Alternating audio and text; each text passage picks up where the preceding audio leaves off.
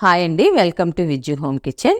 ఇవాళ chilli egg రెసిపీని చూపించబోతున్నాను. ఇది క్విక్ అండ్ ఈజీ మెథడ్లో సింపుల్గా టేస్ట్గా ఎలా తయారు చేసుకోవాలో చిన్న వీడియోలో చూపిస్తున్నానండి. వీడియోని స్కిప్ చేయకుండా చివరి వరకు చూడండి. అలానే వీడియోలోకి వెళ్ళే ముందు ఒక లైక్ చేయండి ఫ్రెండ్స్.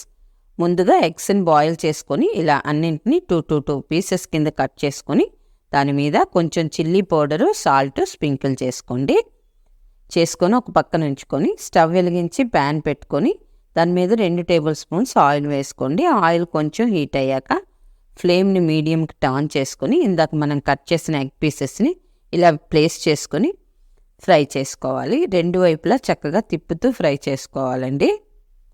ఇది చాలా ఈజీ మెథడ్ అండి. ఇంకో మెథడ్ ఏంటంటే ఇది బజ్జీలా వేసి చేస్తారు, కానీ ఈ మెథడ్లో కూడా మనకి డిష్ చాలా టేస్ట్గా వస్తుంది. ఇప్పుడు ఇలా వేగిన వాటిని ఒక ప్లేట్లోకి తీసుకుందాం. ఫ్రెండ్స్, ఈలోగా ఈ వీడియోకి ఒక్క లైక్ చేసి నన్ను సపోర్ట్ చేయండి ఫ్రెండ్స్. ఇప్పుడు స్టవ్ మీద వేరే కళాయి పెట్టుకొని 1 టేబుల్ స్పూన్ ఆయిల్ వేసుకోండి.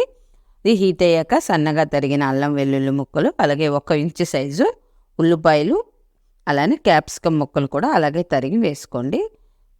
కొంచెం ఇది ఆయిల్లో ఫ్రై అయ్యాక అంటే అదే కొంచెం మెత్తబడాక 2 పచ్చిమిరపకాయలను కూడా ఇలా మజ్జిగ చీల్చి వేసుకోండి. ఇవన్నీ కూడా ఆయిల్లో మెత్తబడినంత వరకు ఫ్రై చేసుకున్నాక ఇందులో సాసుల్ని యాడ్ చేసుకుందాం. 1 tablespoon red chilli sauce వేసానండి. అలాగే 1 tablespoon tomato sauce, 1 teaspoon schezwan sauce, 1 teaspoon green chilli sauce, అలానే 1 టీ స్పూను సోయా సాస్ వేసుకోండి. దీంతోపాటు 1 టీ స్పూన్ నిమ్మరసం కూడా యాడ్ చేసుకోవాలి. ఈ సాసులన్నీ వేయాల్సిన అవసరం లేదండి, నా దగ్గర ఉన్నాయని వేసాను. మీరు 1 చిల్లీ సాసు, సోయా సాసు వేసుకుంటే సరిపోతుంది. ఇవి మనకి చిన్న చిన్న ప్యాకెట్లో కూడా బయట మార్కెట్లో దొరుకుతున్నాయి.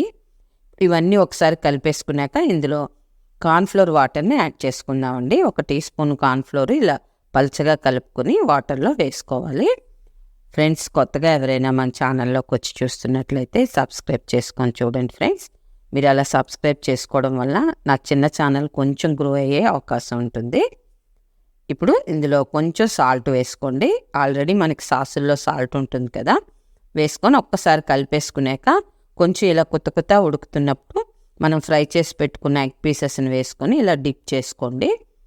చక్కగా ఈ సాసులన్నిటికీ అంతా ఈ ముక్కలకు పట్టేటట్టు చక్కగా కలుపుకోవాలి. ఇలా కొంచెం దగ్గరగా అయ్యాక స్ప్రింగ్ ఆనియన్స్ కానీ కొత్తిమీర కానీ వేసుకొని ఒకసారి మళ్ళీ అంతా కలుపుకోండి. చాలా టేస్ట్గా ఉంటుందండి ఈ డిష్. ఒకసారి ట్రై చేయండి ఫ్రెండ్స్.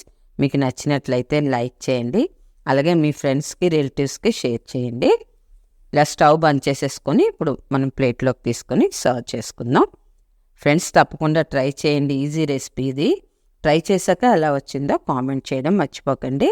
అలానే మీ ఫ్రెండ్స్కి, రిలేటివ్స్కి షేర్ చేయండి. Thank you for watching.